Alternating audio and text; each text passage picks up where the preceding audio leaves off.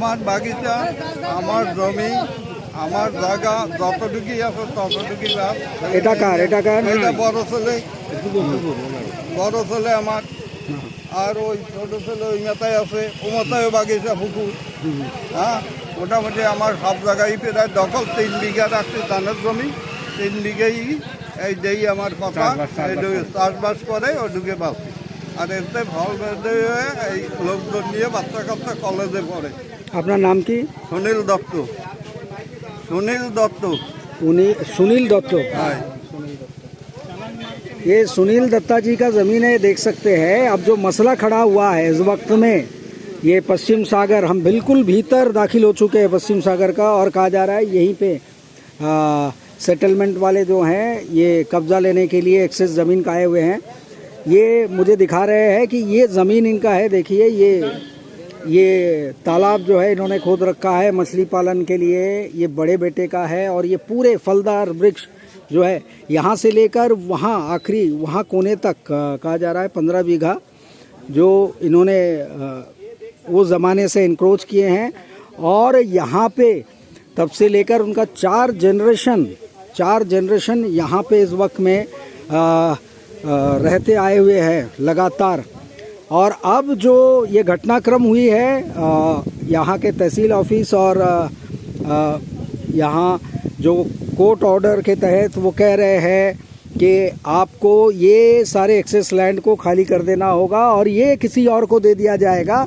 अब ज़रा ये सोचिए कि ये बागीचा जो आप देख रहे हैं, ये आप केवल आप ये बताएं कि आपको ऐसे बागीचे तैयार करने में कितने पैसे लगे होंगे गरीब को, और इतने वर्षों में कितनी मेहनत करनी पड़ी होगी और कितने मेहनत किया होगा उस व्यक्ति ने, उस परिवार ने इस बागीचे को बनाने के लिए। बागीचा हालांकि बहुत बड़े आकार का है, हम वहाँ तक शायद ना पहुँच पाए, इसलिए हम यहीं से दिखा रहे हैं और प्रयास कर रहे हैं कि मैं इस वक्त में ये खबर मिलने के बाद दौड़ा चला आया और तमाम चीज़ों को मैं दिखाना चाह रहा था। रास्ते भर जब आ रहे थे वो फसल, वो फलदार वृक्ष और साथ में वो धान की खेतियाँ जो लहलाते हुए फसल है, अब इस पे खतरा मंडरा रहा है, क्योंकि ये तमाम चीज़ें जो है एक्सेस लैंड को मान करके उनसे छीन ली जाने वाली है और छीना जा रहा है। और वहाँ पे जो बाकी अलग क्षेत्र के जो कहा जा रहा है, इल्ज़ाम भी लगा रहे हैं कि उनको ला करके बनाया जो खेत है उस पे बसाने का कार्यक्रम है और वो प्रयास है।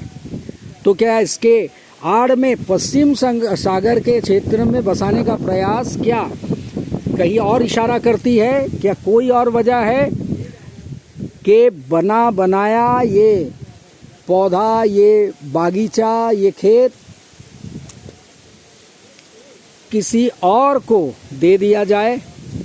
और यही समस्या अब उत्पन्न हुई है, यही आक्रोश इस वक्त में यहाँ पे लोगों के बीच में है। और लोग इसीलिए अब जो है हम यहाँ पहुँचे हैं क्योंकि लोग बाग जो हैं पूरे तादाद में, हालांकि जहाँ हम उतरे थे वहाँ से 2 किलोमीटर और भीतर की ओर है ये, तो यहाँ वो सब आ रहे हैं, इकट्ठे हो रहे हैं ताकि वो आकर यहाँ अधिकारियों से पूछेंगे कि क्यों ऐसा किया जा रहा है और हमारे ही बागीचे को टारगेट क्यों किया जा रहा है, हमारे ही बागीचे को कब्ज़ा लेने का प्रयास क्यों अधिकारी या concern department, revenue settlement department कर रहा है।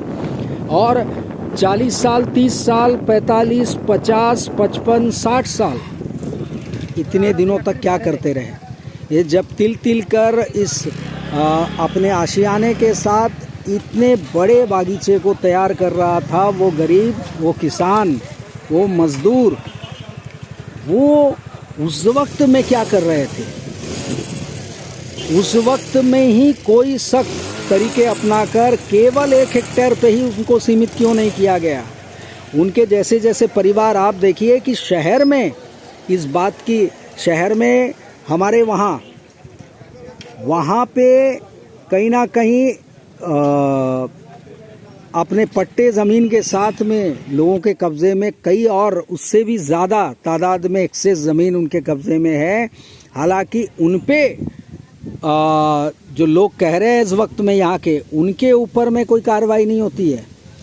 और यहाँ बिल्कुल भीतर डिगलीपुर का सुदूर क्षेत्र है ये। डिगलीपुर वैसे ही अंडमान निकोबार हेडक्वार्टर से मुख्य शहर से बहुत दूर है, 300-350 किलोमीटर, और उसमें सुदूर क्षेत्र ये है पश्चिम सागर जहाँ इस वक्त हम मौजूद हैं।